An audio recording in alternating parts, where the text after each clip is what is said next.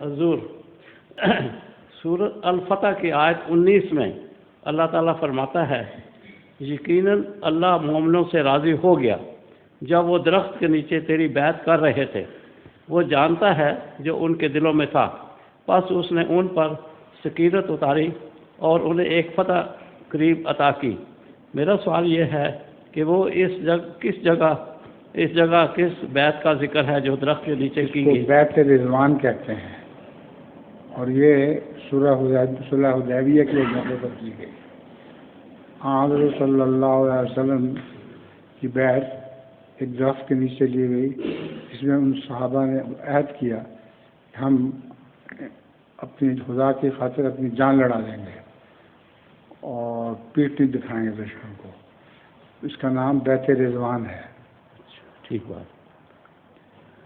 ید اللہ فوق ایدیہم آتا ہے کہ رسول اللہ صلی اللہ علیہ وسلم کا ہاتھ نہیں، وہ خدا کا ہاتھ تھا جو ان کے ہاتھوں پر تھا۔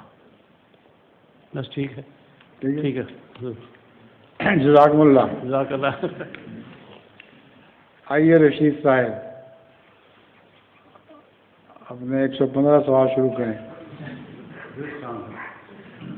ظہور